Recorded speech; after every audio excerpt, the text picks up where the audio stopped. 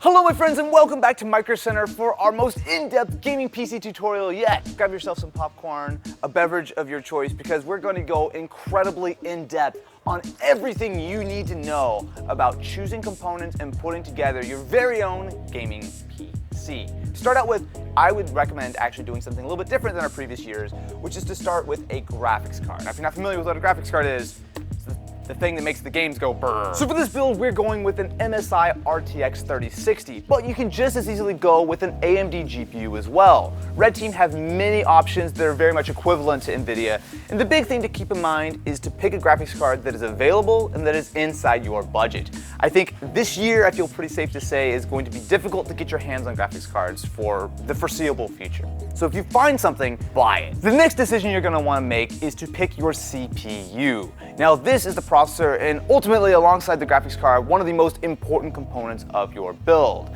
Now, if you've chosen a mid-range graphics card, generally speaking, you should probably get yourself a mid-range CPU, something like a Core i5 or Core i3, and if you got yourself a high-end graphics card, you may want a Core i7 or Core i9, but that's very broadly speaking.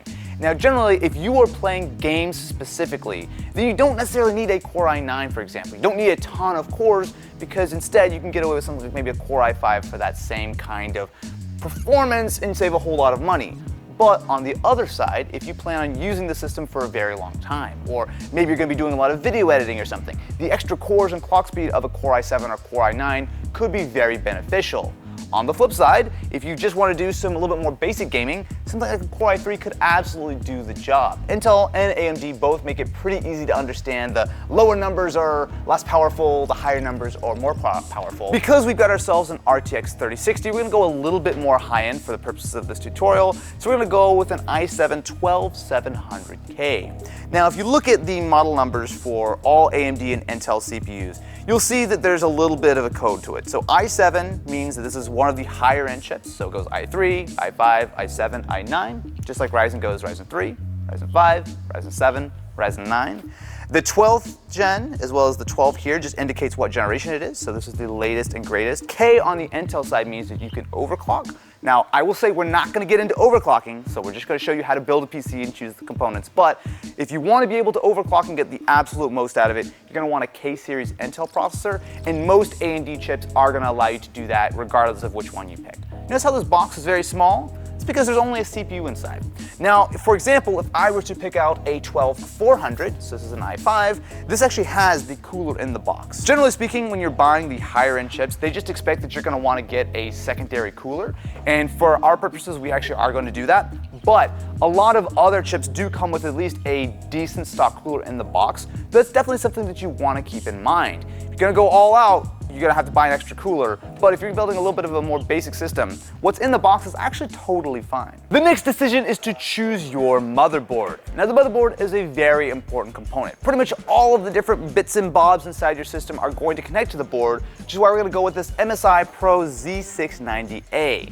Now there are a few things you should pay attention to when it is time to choose your motherboard. First and foremost, does it work with your processor? Now all graphics cards, well at least unless they're made in like 1997 or something, will work with pretty much any motherboard. That's not a really huge concern. The big thing is to make sure that your CPU and the socket is compatible. So for our build, the easy way to look is to go to this little sticker on the top, supports 12th gen Intel Core processors. Boom. We know that this will at the very bare minimum work. However, look closely at that sticker. So you see this one right here? Look at this, this Z590 supports 11th gen. The sticker's almost exactly the same except it says 11th instead of 12th. So it is definitely worth double and triple checking to make sure that you have a motherboard which will support your processor. Now, other things to consider when you're choosing your motherboard are the sizes. So there are three main sizes for motherboards. There's ITX, which is the smallest. There's micro ATX, which is a middle, and then there's of course full-size ATX, which is what we've got here. Most builds are probably going to want to do ATX. That's what the vast majority of chassis are. If you're building like a regular mid-size or full-size tower, this is the move. It's gonna give you the most expansion, blah, blah, blah. However, if you do want to do like a smaller form factor build or something, you may want to go smaller. The most important thing is to make sure that the size of your motherboard is equivalent to the size of your case. One other very important thing to consider is what kind of RAM you are going to be using. So for AMD, this is not really a problem, and for pretty much all the last few years of Intel, it's not a problem. However, for the latest 12th generation Intel chips, they actually support two different kinds of RAM. You can use the DDR4, which has been around for many years. It's a little bit more cheap, but also it's much, much easier to get your hands on. Or you can get the maximum performance using DDR5.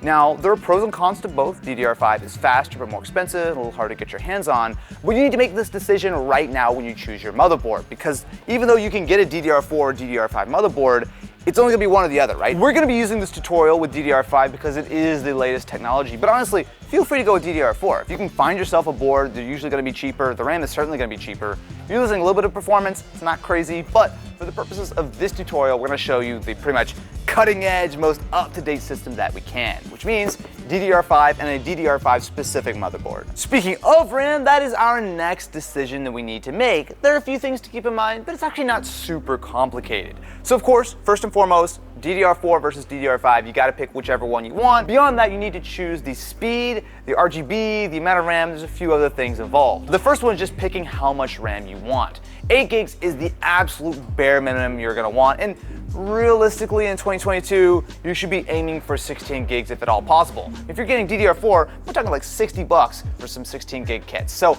don't get too stressed on trying to save a few bucks on RAM. Try to get at least 16 gigabytes. On top of that, the speed is important. Generally speaking, AMD systems are a little bit more sensitive to the RAM speed than Intel, so you may want to go up to like 3200 or 3600 on the AMD side, but because we're choosing Intel and because we're choosing DDR5, it makes our lives a lot more simple. Now for this, we're going to be going with 64 gigs of this crucial DDR5. Now, the other thing you want to consider when choosing RAM, make sure to get at least dual channel. Now that will make a difference regardless of whether you're using Intel or AMD. So basically, don't be tempted to just buy a single stick of RAM because it's cheaper and you can expand more later. You're gonna get more performance if you buy at least 2 sticks of RAM that you can run in dual channel mode. Next up, let's choose our case. This is the fun part because this really is the most aesthetic part of your system. And as you can see, there are hundreds and hundreds of different options for a case. Remember, there's the ATX, Micro ATX, and ITX sort of motherboard sizes. Make sure that you get a case which will equivalently fit those different sizes. So for example, this fits a full ATX motherboard, meaning that we can put any of those sizes inside and we will be A-okay. On top of that, make sure that you have enough room for whatever other components you need inside. So generally speaking, most cases will fit most graphics cards, but not always. Some graphics cards are really big, some cases are a little bit small, so you may want to take a look at that. And think about your cooling. This is probably one of the big ones. If you are doing a mid-range system, you probably don't need a ton of fans and AIOs and all this kind of stuff. But on the other hand, if you're building an RTX 3090 and a Core i9 and all this kind of stuff, you're probably gonna want some space in the top or on the front for radiators and whatnot. So think a little bit about how high-end your system is and whether or not the cooling in the case can either support it and or if you wanna be able to add additional radiators or fans to help improve the cooling of that system. So for now, we're gonna go with the 205, which is right here. So with this case, we have not only glass, but we also have room to mount a radiator up top. We have an exhaust fan as well as one fan on the front. So you can obviously mix and match this however you want. Continuing on, it is time to choose our storage device. Now, I say storage device, you should buy yourself an SSD. Now, if you have an old hard drive laying around and you want to use it not as your actual boot device, but you just want to have extra storage or whatever, feel free. However, don't run your operating system off of a hard drive in 2022. SSDs are cheap, fast, and then pretty much better in every possible way. So, we're gonna actually pick out 2 SSDs today. First off, we're going to choose a 980 Pro. Now this is an M.2 SSD. This is, for the vast majority of people, the kind of SSD that you should be using in your system. They're not that much more expensive, they're far easier to install, and you are going to get the very best speeds with an M.2 SSD. Specifically with the 980 Pro, this is one of the fastest SSDs you can get, period, right now. Highly recommended. However, you may also want to use a SATA drive. So that is where the 870 QVO comes in. Now, this is an older school approach, so the way to install a SATA SSD is the same as a SATA hard drive, and even the same if you're installing a SATA optical drive for like DVDs and Blu-rays and stuff. So I'll show you how to use it for this tutorial. If you've got an old SSD laying around or an old hard drive laying around, feel free to install it. We're gonna install Windows on our fastest SSD. We're gonna just use this for storage. But generally speaking, you should probably be picking yourself up an M.2 SSD. Next decision we need to make is we've got to keep that CPU of ours nice and cool. So there are a number of different ways that you can go about this. So if you're going with a sort of low to mid-range processor, you actually can use the stock cooler that comes in the box. You might not be able to overclock or push it super hard, but honestly, those stock coolers are totally fine. One step up above that is to do an air cooler. So a cheap-ish air cooler will still give you more performance, more cooling capability through your system, it will look nicer, and won't really break the bank. However, if you're gonna go with a higher end processor, especially when it comes to something like the 11th and 12th gen stuff, or like a Ryzen 9 or whatever, you're gonna be pumping some serious power through that chip. And while an air cooler will work, oftentimes you're going to want to consider doing one of these, a liquid cooler, also typically known as an AIO. Now, these come in a lot of different sizes, a lot of different variations, configurations. It gets a little bit complicated, but there are a couple of things to consider. Now, because the new Intel 12th gen processors are fairly new, you want to make sure that whatever cooler you pick will work for it. On top of that, think a little bit about how powerful of an AIO or whatnot that you need. So they usually come in a couple of different sizes. So you can do a 120, you usually don't want to do a 240, which is going to fit in most cases, or you can go all the way up to something like a 360. It all depends on how many fans and how thick the radiator is. So this is where you're going to definitely want to consult with the box of the actual PC case that you've chosen, and then choose a cooler which looks nice, that fits in your budget, and that will be able to cool your processor accordingly. Usually speaking though, 240 or 360 is the sweet spot when it comes to AIOs, and we will be picking a white Lee & Galahad for this particular build to match our case. Now, it's time to power our beautiful brand new gaming PC system. One of the most important things is just the amount of wattage that you need. As you can see, there's a wide variety. You can go from 500, 650, 850, 1250. The easy way to tell is actually usually using your graphics card. So the graphics card will always tell you the minimum that it needs. And oftentimes for something like our build, we probably get away with like a 600 and 650 watts, something like that. I'm actually gonna go with a 750 watt just to give ourselves a little bit of headroom, because especially if you're gonna be reusing components and rebuilding your system over the years, it's always nice to have a little bit extra on your power supply. So you know that you can reuse this for the next build, even if you get a RTX 5080 or something like that. Now, once you've chosen the power supply, or at least the wattage that you need, there are only a couple of other things you need to keep in mind. See this little sticker here? 80 plus. You want to see that on your power supply. Now, there are different levels of 80 plus certification. Usually bronze is a good place to start. Even white is fine, but gold is sort of like a good sort of mid-range option.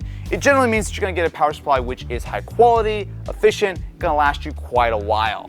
The last thing to consider are your cables. So again, when it comes to your graphics card, because the graphics card is usually the problem here, make sure that you have enough leads from your power supply to take care of your graphics card. This has 4 PCI 6 plus 2 pins. That means that this is going to work with basically every graphics card ever made. You may also want to consider picking up a copy of Microsoft 365 Family. Not only do you get all of the premium Office apps, but you're also going to get 1 terabyte of OneDrive cloud storage, and you can share with up to 6 people. And now, it's time to go build ourselves a gaming PC. Friends, it's time!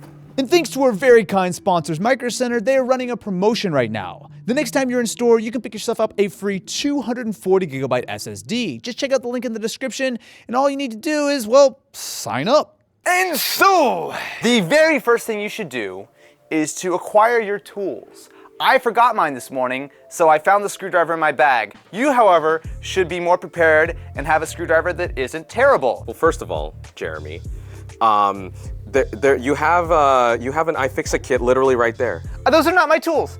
Those are not my tools. You're not Jeremy? I'm not Jeremy. Then I'm what not are you gonna doing steal here? tools. What are you doing here? A little pro tip when it comes to opening case boxes, flip it upside down. Don't be a hero. Thankfully, this is not a super heavy case, so it's actually very easy to open up. So I always like to start with the case. The first thing is just to start stripping it down. I'll tell you, one of the worst things about building a PC, losing a little tiny screw in your carpet, and you'll never find it again. So don't build on carpet. Also, don't shock your components with static electricity. But most importantly, don't lose your screws because you will never find them again. Well, you'll find them in 10 years when you accidentally step on it. Yeah. So here we've got our sort of main area where we're going to be putting our motherboard, graphics card, and everything. But we'll also want to flip it around and take off the other side. This is where we're going to run pretty much all of our cables. So just open up the case with the front and this back panel and you should be fine. Now we have access to pretty much all of our various different components, and you'll also see we have some extra goodies. So here we have our manual, which may or may not be useful, but it's always nice to kind of keep that around. And importantly, you'll also have your hardware. Keep these handy. We will come back for these later. With our case ready, the first thing I like to do is prepare the power supply. We open up our power supply. You'll find a few things in here. You usually don't really need the manual. So because this is a semi-modular supply, what we'll see is that some of the cables we can attach, but we only need to use some of these and I'll explain them later. And then we have the power supply itself. So you can see that I just lined that, didn't I? So with the semi-modular supply, these are the cables that we're pretty much going to need regardless. So these are already attached. And you can see that you can connect additional cables if you need them right over here. Now on top of that, before you toss your power supply box, take a look for the screws. These are always included in the power supply, and quite honestly, they're very easy to miss. Sometimes they get underneath the foam or whatever, so when you're pulling everything out, make sure to grab the 4 little screws that come in the baggie along with them. So before you install your power supply, you do need to decide what orientation it goes in. So you can see that there's a large fan on one side. Now usually the power supply will install either facing up or down, but you just want to think about this fan as in terms of it needs some airflow. So every case is slightly different.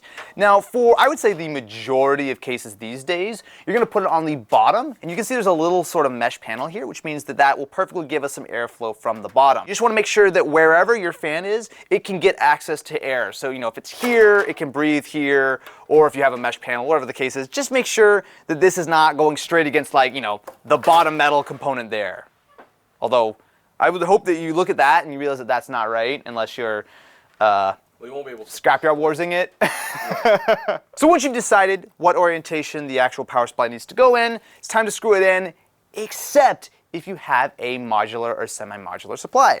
So you can see with this supply, we have a couple of cables that are already attached, right? So these are cables that you always need regardless. However, all the rest are optional. So you want to take a quick look at the components that you have for your system and which ones you actually need to use. So for example, if I grab my graphics card, you need an 8-pin as well as a 6-pin, right? So we want to make sure that we have those on our power supply before we install it, which is simple enough. They've thankfully color-coded it, so you can see here, we have a PCIe power connector. This is what you need for a graphics card. So figure out however many pins you need for your graphics card and grab those cables and install them now. So we're gonna line it up and go, boom.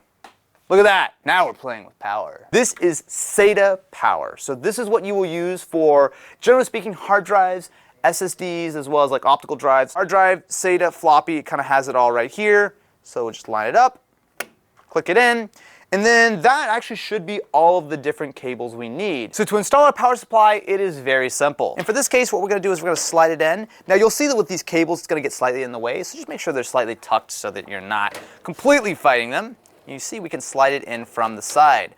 Now I will say that some cases are going to be slightly different. So some cases actually have a little bracket in the back that you want to screw into the power supply and then you slide it in. So just check your case manual if something doesn't look right. But with this one, it's very standard, very straightforward. What we're going to do is when we come around to the back, you just want to make sure that this is aligned correctly. So there's a little panel I can remove here. But honestly, most cases don't have that. So I'm going to leave it there just to make my life more difficult and to make a more representative tutorial on how to line this up. There are 4 screws that will attach your power supply to the case.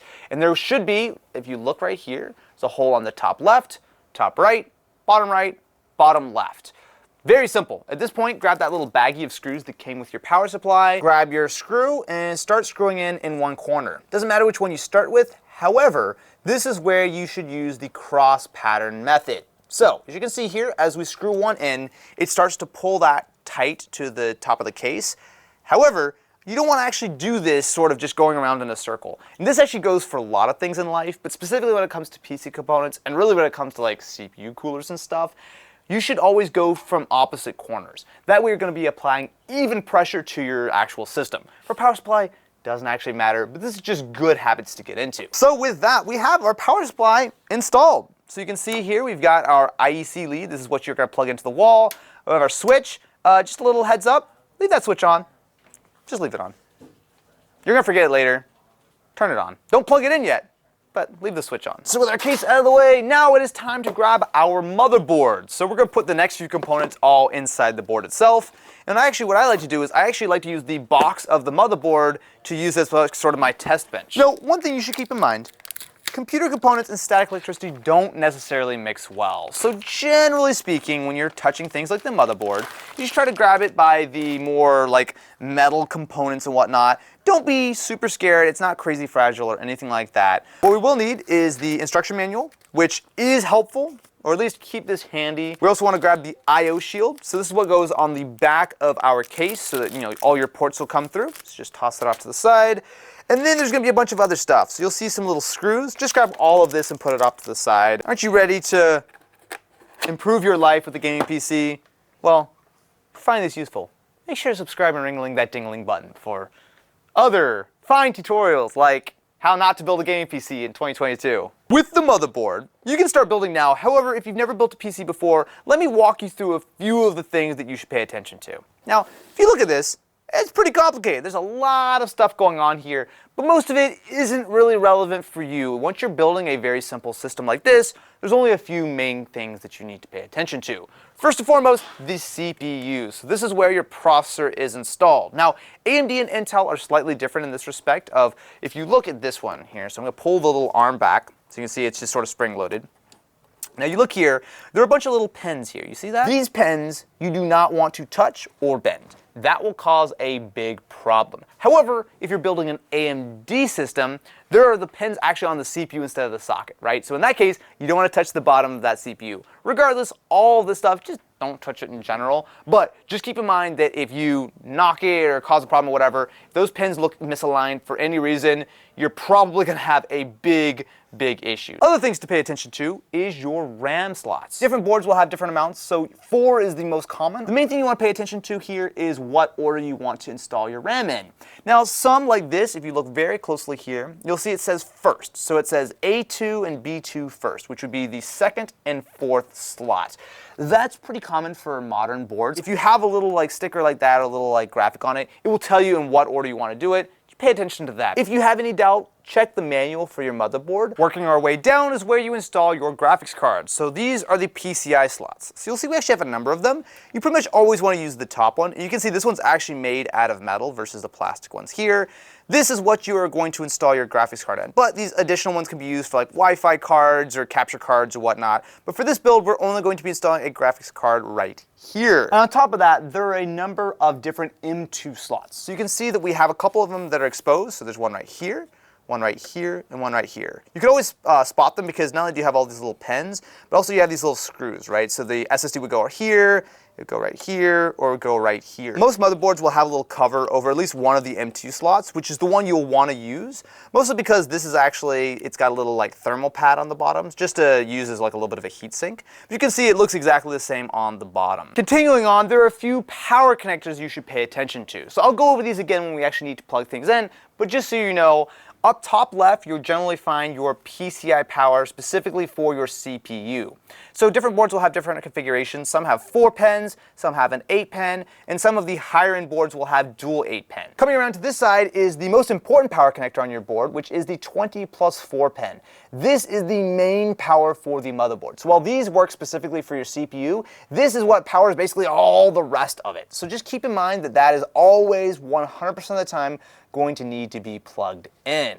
Now, from there, those are the most important things on the board, but because we've got it out here, let me show you some of the other things that we will be using later. So you come over to the top right, you'll see a bunch of fan headers. So you'll see that they all are labeled. So there's a little CPU fan here, pump fan, system fan 1, 2, 3, etc., etc. This board actually has a lot of fan headers. Lower end boards generally only have a few. The thing is, this is where you will install fans for not only your CPU, for maybe your AIO, maybe you'll want to plug it in for like case fans.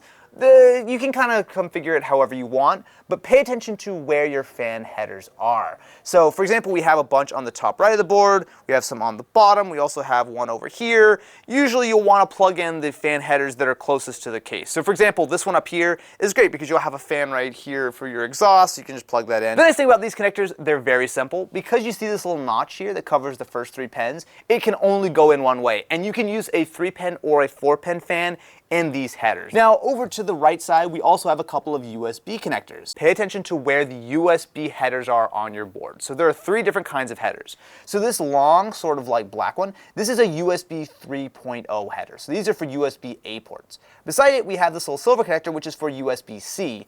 Not all boards have USB-C, and also not all cases have USB-C. So obviously, whatever configuration your board and your case have is what you want to do, but just keep in mind where those are. And then if you come to the bottom, you'll see USB 2.0, which has the little USB thing, thankfully, kind of printed on the bottom. So this is a 5+4 pin, so you can see there's one little pin that's been knocked out. And as I will show you later, the USB 3 header is bad. I don't like it. It is very easy to break. I've broken many of these before, so pay attention for now where they are, and I'll show you how to not break it or potentially break it later. Other things you want to pay attention to is the audio connector. So this one is just labeled JAUD1.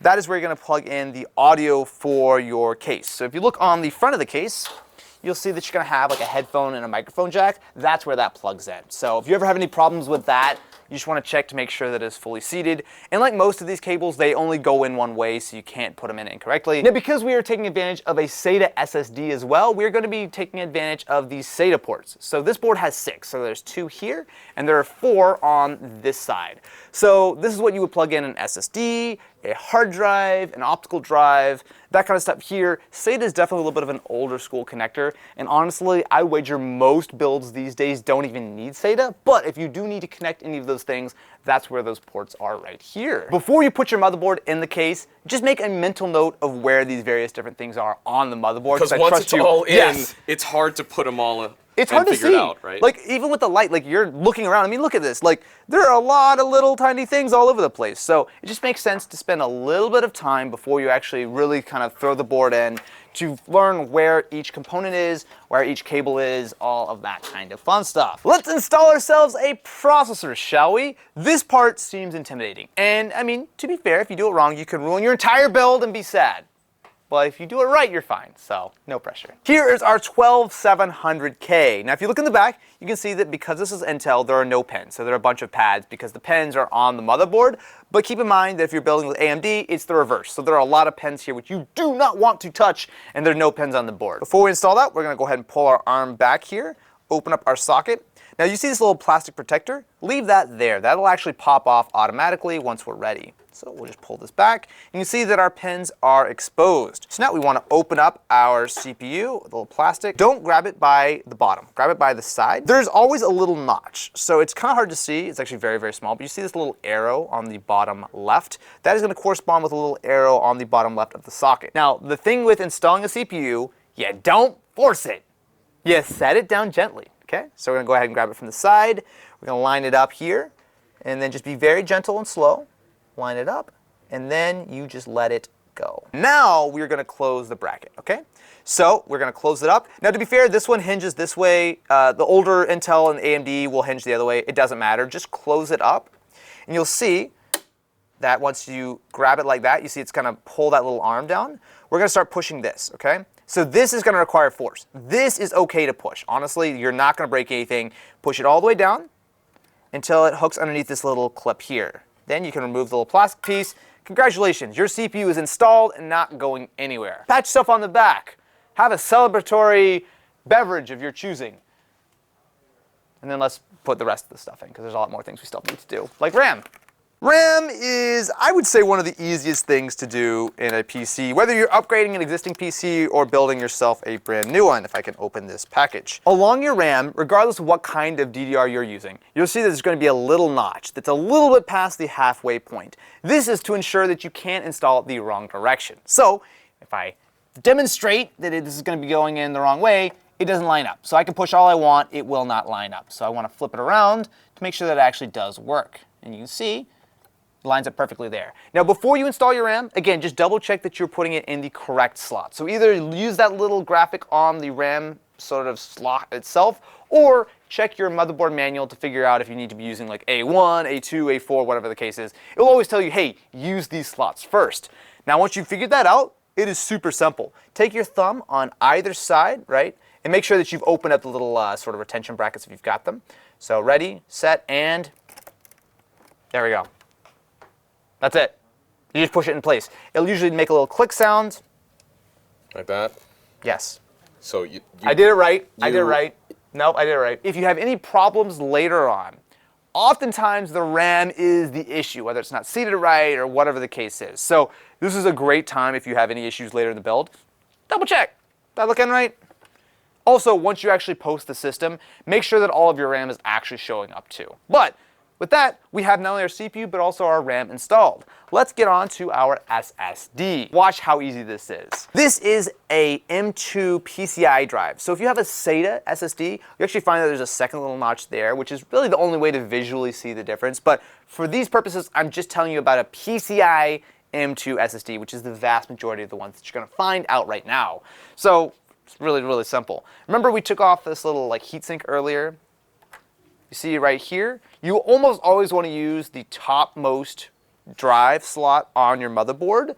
So what we'll do is we'll line it up, and you see that little notch corresponds to a little notch on the actual thing. So it's very simple. You kind of, I always like to put it in slightly higher, so kind of like tilting it up, then push it in, should slide in a little bit, and then you'll push it down, and then you'll either screw it, or if you see actually right here, I have a little retention thing.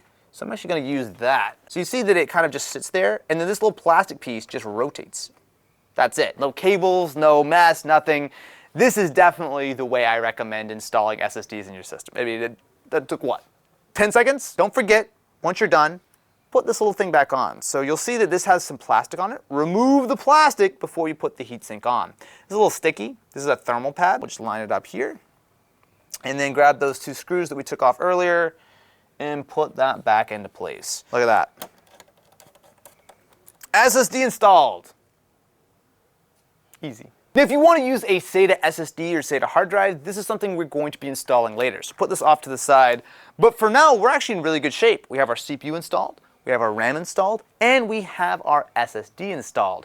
Now, the next step is going to depend on what kind of cooler you're using for your CPU. So if you're using, like I said, a more low to mid-range system, you may want to use a stock cooler. And we're going to show you how to do that, but if you're using something that's a little bit more advanced, a little bit more power hungry, then you're probably going to want to install a third-party cooler. So we're actually going to show you how to do both right now. But we're just going to start with the easy one, which is the stock cooler that comes with your processor, depending on if it actually comes with it. So a stock cooler is very simple to install. So this is the latest Intel version. It's actually, nice. It's much heavier than the old ones.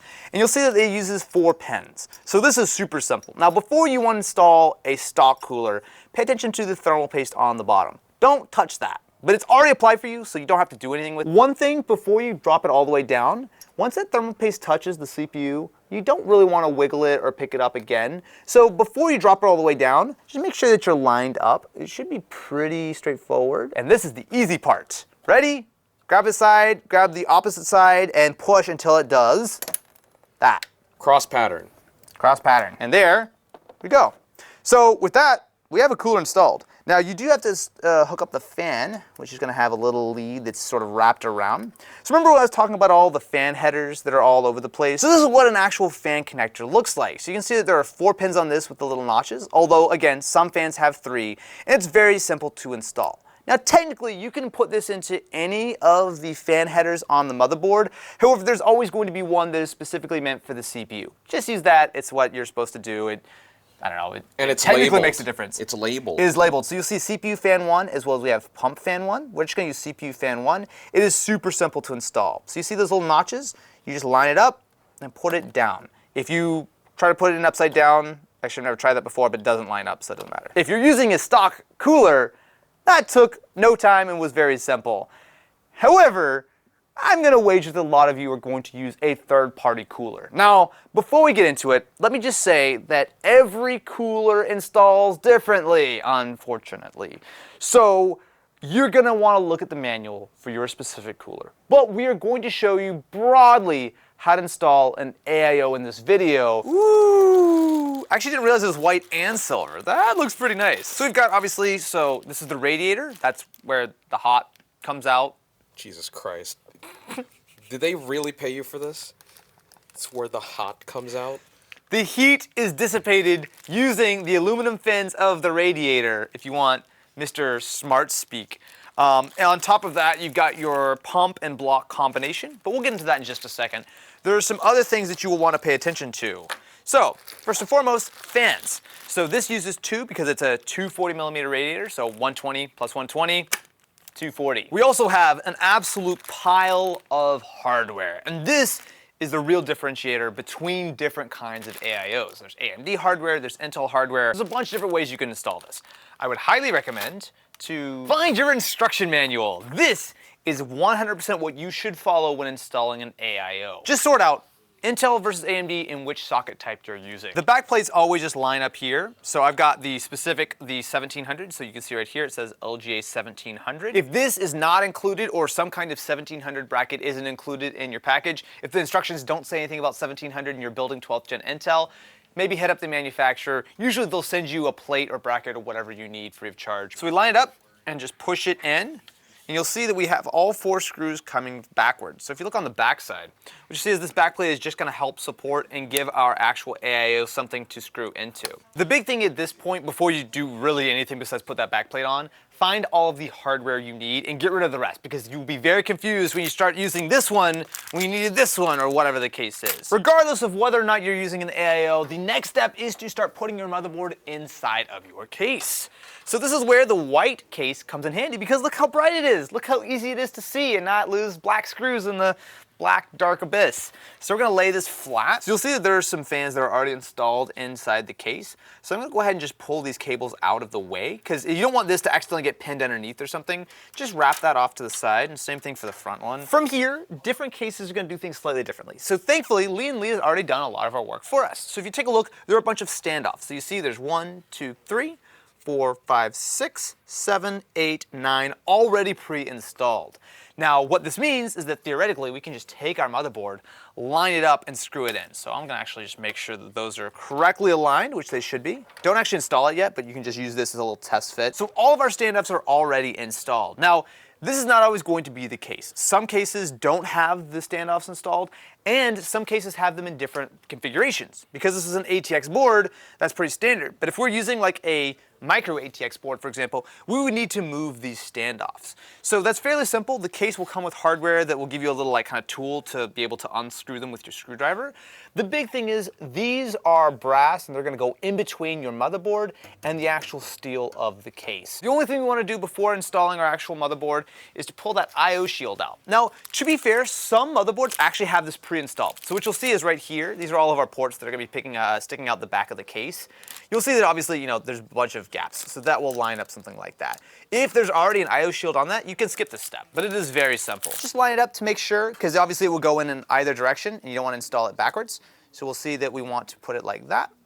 Then all we need to do is walk over here and install it here. This is one of those things where you just push it until it clicks into place. So 1, 2, 2, there we go.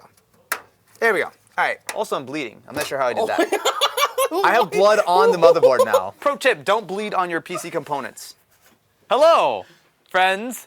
Now that I have stopped the bleeding, let us continue building a gaming PC. So when it comes to lining up the ports, the main thing is to make sure that everything is aligned correctly and that none of the little the metal pins are actually in the way. I've had it happen in the past where you get it all done, your system's ready to go, then you go to plug in your Ethernet and you realize that there's a little piece of metal that is blocking your actual cable from going in.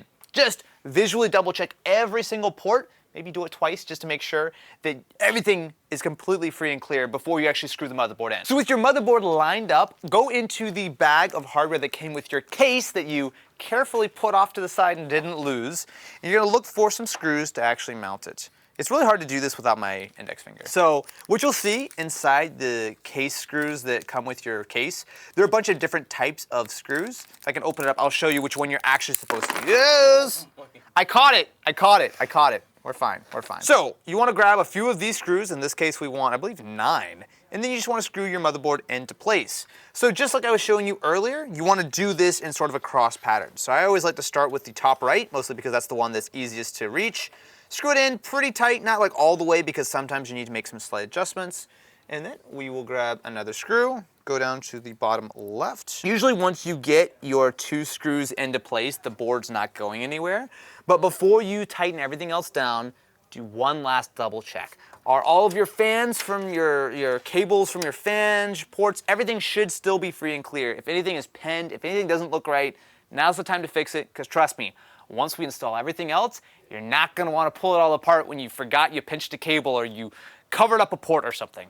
So from here, we just want to get screwing. So with our motherboard installed, this is the point in which the tutorial is going to diverge, my friends. So if you are not installing an AIO, please fast forward the video to this point, or unless you care about how to install an AIO. If not, stick around. So there are a few different things that are going to change from here on out. So by removing the top little dust filter, there is one screw on the very top that we're going to undo. Now this is going to open up a little bracket for us where we can install the AIO without having to, well, reach around. Now you can see here that we're going to just slide this back and drop it. This is what we're going to install our radiator to. So you can see it's going to mount something like that. Now, this makes it a lot easier because that way we can actually put this on, install our fans, basically do everything, and then we slide this into the case at the last second. So to install the AIO, the concept is simple. So this is our radiator, and it doesn't matter what size. Then, if you look to the bottom here, we have our combination of our pump as well as our CPU block. So this is the part that actually touches the CPU, and then it pumps the liquid through the radiator. Most of the time, you will mount the CPU like this, and you will put the actual radiator in the top part of the case. And every case will tell you what the configuration that it supports is. Obviously that's upside down, but you can also theoretically do something like this as well. There's no right or wrong way to do this. It does depend on your case, and again, where you have fans, and ultimately kind of what you think looks best. The first place I like to start is by installing my fans. Now again, there's no wrong way of installing fans, really. You want to make sure they're uniform, so you don't want to have one facing one way and one facing the other way. That's a bad idea. But the airflow direction is dependent on how you want to set up your configuration. But the other thing is, most fans these days are RGB, which means that you might want to prioritize the fancy RGB showing versus maybe sandwiching them on the top. There's a lot of ways you can set this up. We're going to do the simple, straightforward way that most people should do it, which is going to be fan, radiator, exhaust on the top. Keep it simple. One thing you want to keep in mind when mounting fans, cables are a little bit long and you want to make sure that it's nice and neat. So if we're installing our radiator like this, take the fans and make sure they're running out the back. And what you'll see is there are cable channels built into pretty much all cases on this side. So you can easily run the cables through the back, and then in the back of the case you can connect everything as needed. But for now, we're just gonna line these up. Go into the hardware that comes with your AIO and you wanna pick out some screws. So there are a couple of different types of screws. So there's a long one, and I'll pull out a short one as well. The long one is to mount it from the bottom side, right? So this screw goes all the way through. Think about it, it has to go through the fan, exactly, onto the radiator. Yes, like before, you just want to use a cross pattern. So just get your first 2 started. You don't have to get them super, super tight or anything, but just get it in there to start out with. With the second fan, exact same thing. You grab 4 more of these screws, and if you're using like a 360 or something, you just keep adding fans until you fill up your radiator. All right, next, let's install our radiator into our case, or more specifically in our case, the little plate that goes inside our case. So this part, very simple. So you'll see that there are screw holes. There's basically 8 on the top. So there's basically 4 per side. Just like the way that we installed the fans on this side, we want to install the plate here. Because we have this plate, this is very simple to do on the outside. If you are directly attaching this to the case, you still want to do this next, but basically you have to support this, because otherwise it's just going to be dangling everywhere. It's doable, it's fine. It's just kind of annoying because you're like, on one hand holding and screwing, and then you've got this thing that's in the way. It's much, much nicer if you have something like this that you can do it outside the case for. Oh my God, did I just cut myself? Oh, I almost cut myself. You need to see a therapist. Before we screw the whole thing down, let's just make sure that it nicely fits. So I'll just slide this in like so. And if you look under here, what you'll see is that we have space, right? So there's a little bit of a gap on the top of the board where the fan is not getting in the way. That's not always the case though. Sometimes radiators might be a little too thick or there's very little room to run cables. So I'll immediately say like for our 8 pins, for our CPU, that's gonna be kind of hard to reach. So this would be a time where if you see any cables up here, they're gonna be really difficult to reach. You may actually wanna run them now. I'm not gonna do that for the purposes of this, just to make sure the tutorial is clean and easy to understand. However, for you who don't have to make a very detailed 57-minute tutorial on YouTube, think about running any kind of cables on the top before you mount this, because it will just be much, much easier to do it now instead of later when I'm gonna be cursing myself at reaching my finger in a 8mm gap to run a cable. So with our AIO properly installed, with the tubing coming out the way that is going to make our lives easiest, something you should definitely think about before you install 16 screws to mount this all in position. Next up, it is time to actually put this directly onto our CPU. So the nice thing about the Lian Li is that it actually has like a rotating little bezel, and you also it comes with this little like magnetic piece if you don't want the Lian Li logo, but we're just going to leave that out. Now, the thing to consider here is, first of all, the mounting hardware is going to be different, right? So we're using some of these little black screws and the little springy things. Definitely check the instruction manual. Every socket and every cooler is going to do this slightly differently. So for us, it's pretty simple. There's just, really 4 screws and 4 little like springy things to hold it in. Sometimes it's like latches. Yeah, there's latches, all kinds of crazy. Before we do this, there's a very important thing to do. If you look at the back here, some coolers have pre-applied thermal paste. Usually it's fine, like the stock cooler, for example. However, most high-end coolers and AIOs do not. You have to apply it yourself.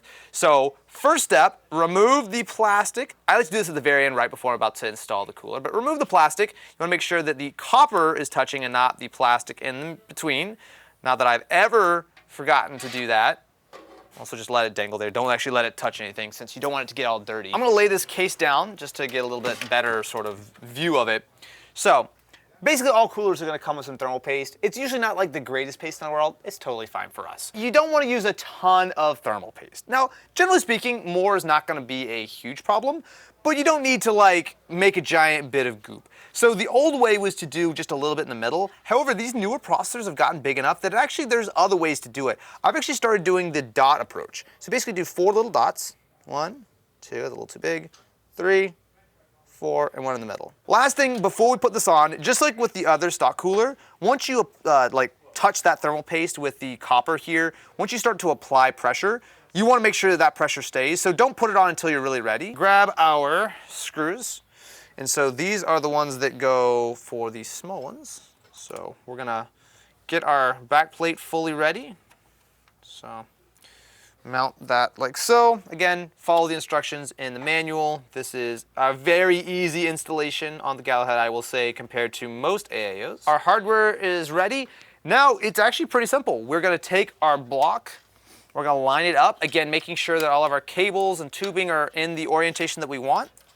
Make sure that this fan cable, which decided to hop across the room, didn't actually get in our way.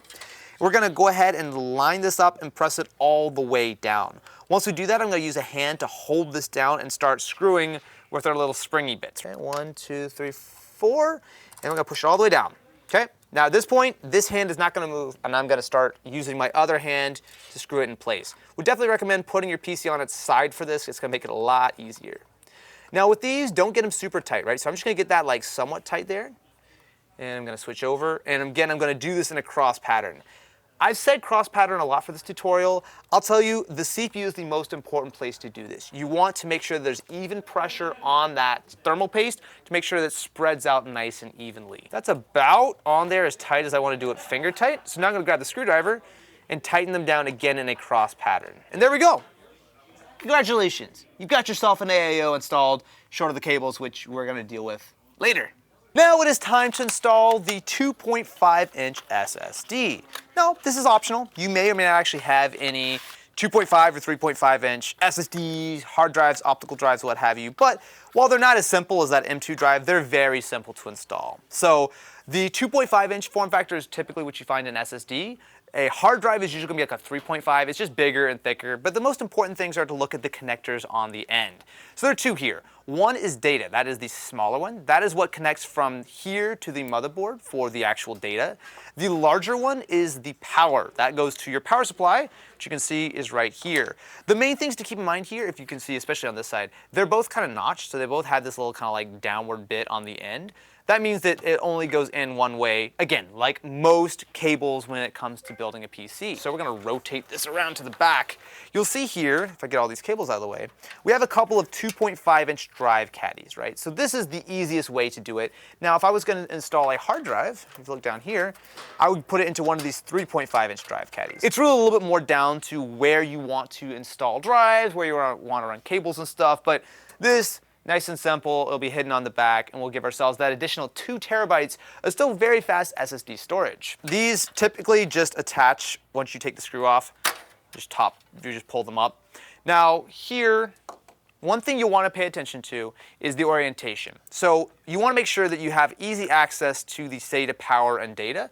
So I'm going to look at this for a second. I think it'll make sense to do it facing down, and then we'll run our cables like this and then right up to the bottom. Now to install this, you're going to use the screws that come with your case. So you'll see that we have a couple of these very small ones, and it's very simple. Like always, we just want to line up each of our holes and connect it. Just make sure that this is firmly attached, regardless of if it's an SSD or a hard drive or whatever. Hard drives just usually are a little bit more important because they are moving components. So if they're not mounted correctly, you may get vibrations and whatnot, but SSDs are very straightforward. The easy way to do it is to just line this right back up with where we found it. It should kind of slot in. There we go. All right.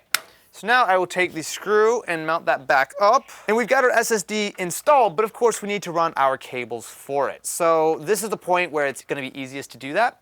So the first thing I'm going to do is install the power cable. So locate one of the SATA power cables from your power supply. We're going to pick this one because it's probably going to be a little bit easier to fold that cable over. And then we're going to install that on the larger connector. So it only goes in one way. And unlike the data, which clicks, the power doesn't click. So you just kind of push it in until it feels like it's flush. And there we go, we've got power. The next step is to grab one of these SATA cables that came with our motherboard, and we're going to run that as well. And then you'll hear it click into place. Now, the last thing we need to do to install this SSD is to run this end of the SATA cable to our motherboard. We'll run that vaguely where it needs to be. It's easy enough to unplug one of these cables later if we realize that's not the cleanest run. Come around to the front side. You see our SATA cable is right here. All right, now we just want to connect this to one of the SATA ports on our motherboard. They are actually usually numbered, so you want to plug it into like 1, then 2, then 3, then 4, etc., etc. But I'll be real, I don't think it makes much of a difference. So you can see, there we go. We have our SATA cable, and importantly, it's nice and neat from the front, so it doesn't look like it's super messy. And there you go. You've got yourself an SSD or a hard drive installed. You probably don't need to do this. You can probably just get away with an M.2 SSD, which takes all of 5 seconds to install. But if you ever do want to install a hard drive or a regular SSD, that is how you do it. From here, it is time to, well, really start getting everything buttoned up. You might notice that there's one very large component missing, the graphics card. It's very tempting to install the graphics card right now. Don't fall for the trap. I mean, you can technically do it, but we have all this space, all this room for activities. Let's start running some cables, because if we don't do it right now, we're gonna have to reach around our graphics card and it's super annoying. Pro tip. First thing I always like to start with, if you come around to the back to your power supply, is the big guy, the 20+4 pen. So you can see it is the largest, longest connector here. Because it's got the clip, it is only going to install one way. This is where I always like to start, because as you can see, it's just a thick cable. I like to put this in first and then run the other smaller cables around it. If you try to do other stuff and then this later, sometimes it just gets in the way. But because this is our first one, we can run it underneath pretty much everything. Now, this always plugs in to the right side of the board. So if you look at it from the side here, we want to run it to right this point. So what I'm going to do is I'm going to thread this through, rotate it around, and we can plug it in. So the clip is going to be always on the outside, so just keep that in mind. It's a little dark, I'm sure, but push it in until it clicks. There we go. Now, at this point, we can deal with this later, but usually you can just kind of tuck some of the excess cable out of the way, but we won't worry about that. That is the most important cable because that is what powers all the stuff. But we also need to plug in our CPU power, which also comes from our motherboard. So it is a 4+4 pen. Depending on your motherboard and your power supply, you may have a 4 pen, you may have a 4+4, or you may even have two 4+4s. Depends on the setup. You don't really need more than the 4+4 usually, so we're going to run this to the top left of the board. So again, this is one of the thicker cables, so I'm going to run this underneath. This case actually gives us a pretty generous amount of room, so we're just going to tuck that here, run it up here. Now, I have an AIO in this system. If I was doing this in a way that was best for my own sanity, I would have run this cable before installing the AIO, but I'll show you how to do it, because generally speaking, if you don't do the AIO, this is the point where you would do it. It's kind of tight back here, but you can see our 4+4 is in. What we're going to do is we're going to plug that into one of these on the board. Typically, it doesn't matter if you only have one set of cables from your power supply and two on your motherboard. You may want to check the manual to make sure, but typically speaking, you can plug it into either one. And because these have little clips on the side, it is only going to go in one way. So I'm going to rotate it around. And wish that I would have done this 20 minutes ago when I was installing the AIO. Next up, I like to install our fans, or specifically plug them in.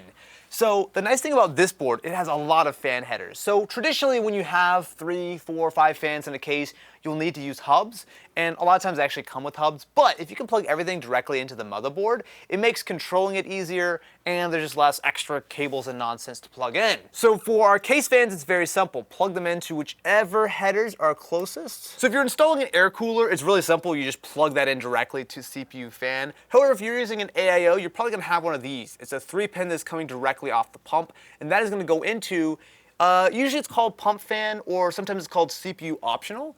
But you just want to plug that into here. So we have 2 different fans coming off of our AIO. Now you can plug these in independently, but you shouldn't. Instead, it comes with this little adapter. So basically, we'll plug the 2 into one. And just like all other fan headers, there's a little notch that only goes in one way. And then this will go into the CPU slot on the motherboard, which means that the motherboard can control when the fans need to be ramped up or ramped down. Unfortunately, the black and the white cables look a little bit strange, but all of this is going to be hidden in the back, so it doesn't matter. And again, this is a little hard to reach, but it's not too bad. And there you go. All 4 fans inside the system are now connected. We'll cable manage later, but the most important thing for now is to make sure that everything works. So, at this point, it might be tempting to start getting your zip ties out and cleaning things up. Do not do that. Not only is it unlucky, but also, you still may need to make some changes. We don't know this all works. Leave your cables mostly kind of everywhere for the moment. Make sure the system actually works, and then at that point, we will start going through and actually zip tying things. Trust me when I say, don't get too eager. You might feel confident, you might feel great. There's always a chance that you forgot something, you need to run something else, something's not working. Let's just leave it as is for now. Working our way down, let's pick up some of the front panel connectors. So on this case, it's actually very simple. So we have our USB 3 for the couple USB ports on the top, and we have our audio, as well as our power LED and our power switch. I'm gonna start out with the big one, which is the USB 3.0 header. This connector is bad. I don't like it. Not only is it chunky, you have a little notch so it will only go in one way, but make sure that you've got this in the correct location. I have broken a number of these in the past because when you go to pull them out, I'm not gonna show you because I don't wanna break it, it's just really easy to break pens or just to pull the entire plastic sleeve out. It's a bad design. The USB-C is better, USB 2 is better. It's just this guy, but yeah, it is what it is. Now this board actually gives us 2 options, which is pretty unusual. We actually can plug this in on one of 2 different areas, but if you see right here, we've got one of our headers on this side, which is nice and neat. So make sure again that you've got it correctly located because you don't ever want to unplug this if you can avoid it. A lot of little pins, very easy to break, but once we line it up correctly, there we go. Now we have our USB up and running. Next, let's grab our front panel connectors and our audio jack. If they were all side by side, this would be really easy, but we actually need to separate these ourselves, which is fine, but you want to make sure you do that first. So I'm going to grab our audio. This is the HD audio. This is what you're going to have run your microphone, your headphones, and what you'll see about this is that it looks very similar to the USB 2, except it has the pen knocked out in a different way. But it'll always say HD audio. I'm gonna run this through this little hole in the case all the way on the bottom left. And you'll see that usually the audio is all the way to the bottom left of the board. So if you wanna see right here, it is the far left connector. So it's fairly easy to spot, and it should slide right into place. If it's not sliding in right to place with any of these connectors, definitely double check that they are in the correct locations. It's easy to be like, oh, it's not working. You might just have it upside down. Next up, you need to install your front panel connectors. Now this is the fiddliest part of the whole build. Now sometimes there'll be a little diagram on the board, but usually you'll have to dive into the manual. Just essentially line up each of the individual pins from the case to your front panel connectors. Keeping in mind that if you look on the back, there's a little arrow that denotes the positive. So if there's ever a question, you can flip it around. Don't worry, if you get something wrong, you can just rotate it around. But if, say, you plug your power button in upside down, your system won't turn on, you might freak out, and you forgot to flip a pin. Very simple. Just have patience and double check your work. We're looking pretty good now. The last thing we need to do before installing our graphics card is to hook up our RGB. Now, this is gonna vary based on every single system, so I'm not gonna go into depth on it. Check your instruction manual for whatever fine OEM decides to give you a giant pile of cables / hubs or whatever to make it work. Thankfully though, for this, we can just hook it up with one single connector, and then we will connect it to the motherboard using this guy. Now comes the fun part, installing our graphics card. You'll see a bunch of display outs here.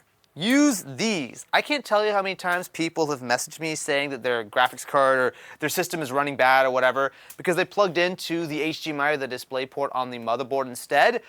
Don't do that. That's not the way to do it. Plug into your graphics card, which will be down here. So I've taken the liberty of removing our PCI slot covers. And so for this, what you want to do is if you come around, look for that top PCI slot. So you'll see here that's actually our second slot because the first one is where we installed our SSD, right? So instead of removing that top slot, we're going to remove slot number 2 and 3. Usually that's what you'll find on most boards, but just make sure, when you start to line up your graphics card in the slot, they will actually line up in the correct orientation. Now, most cases will let you slide it directly in. However, some cases, including this Lee & Lee, mean that you have to do a little bit of extra work, mostly by removing this plate right here. So this plate is what holds your PCI slot covers in place. So all we need to do is just unscrew this real quick, slide it out of the way so that when we go to install our graphics card, it has some space. Look at that. Installing a graphics card is dead simple. So you'll see that there are a bunch of gold connectors here for power as well as for data. They will line up only one way. So once you line them up correctly, just give it some nice sort of force until it clicks into place. Boom, look at that. Now we'll come back around to this side. We will grab our screws from our case, which are right here. And you want to screw your graphics card into place. Okay, that's in there nice and firmly. We'll tighten up this little plate to make sure that everything doesn't slide anywhere. And next, we just need to plug our graphics card in.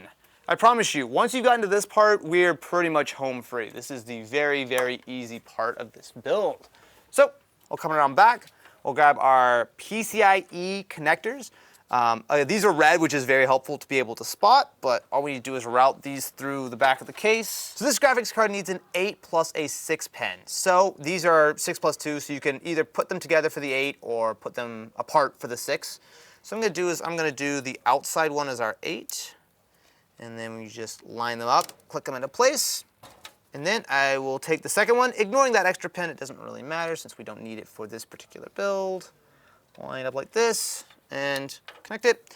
Unfortunately, that might not be the best looking cable solution in the world, but it works. Now, my friends, is the best part. It's time to see if the build works or if you need to go back and check all your cables and connections. So just before we start, make sure that your power supply is plugged in, make sure that it is turned on, and make sure you have at least a keyboard, ideally a mouse, as well as a monitor, all connected. And plug it into your graphics card for the HDMI or the display port, not the motherboard. Once you've done that, we should be good to press the power button and cross our fingers that are not bleeding. Excellent. Okay, so first thing to do, check all of your fans that are spinning. So we have 1, 2, 3, 4 spinning. The graphics card fans will sometimes spin, although if they don't spin, that's actually okay. A lot of graphics cards, especially the modern ones, don't have their graphics cards fans spinning 24/7. So next up, be patient. Give it about a minute or so, and ideally, on this display, it will fire up with something. If not, then we start troubleshooting, but we'll just, I'm sure we got it. Oh, there we go. And the monitor's coming up. Perfect. So we'll hit F1. There we go. Excellent. All right, that is exactly what we want to see. So this is the BIOS, which means that, assuming everything is showing up correctly, We have our 12th gen Core i7-12700K. We have 65.5 gigs of RAM, that's fine. We have our XMP, everything is showing up correctly. I'll hop into storage real quick and see. We have not only our SSD, our 980 Pro, but also our 870 as well. Congratulations, friends! If you see this, you have successfully built yourself a gaming PC. But, unlike our normal tutorials, it's not done yet because we still have a few more things to go over.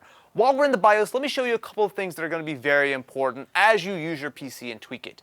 First and foremost, you might want to update your BIOS. So you see for us, our BIOS date it's the E7D25 IMS, which is from September of 2021.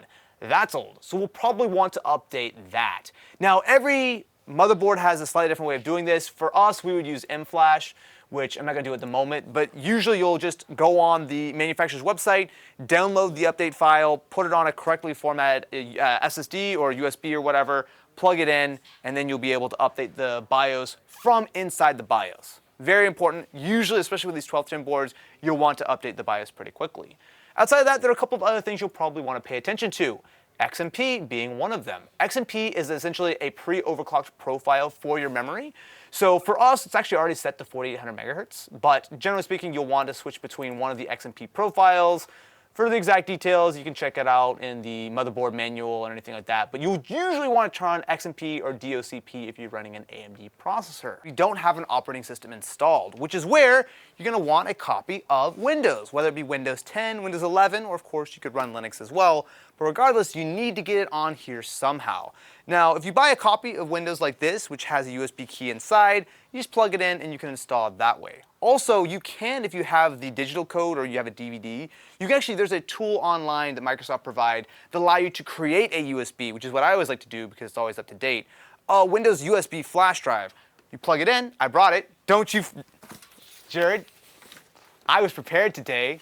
I have a fully up-to-date Windows flash drive here. And this is fully legal because what you really need is the actual key that comes with this. Plug this into our system. And then you'll want to make sure that the boot priority is set correctly. So right now it's going to try to boot off of one of our SSDs, but there's no operating system. Usually when that's the case, it'll work its way down to the USB hard disk, but I'm going to manually just move that up from here. So there, hit F10.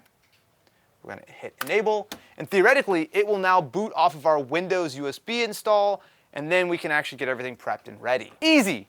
Congratulations. You're a PC wizard, Harry. So after you go through the very straightforward Windows prompts and select the correct drive to install Windows 10 or Windows 11 on, you will land on the desktop.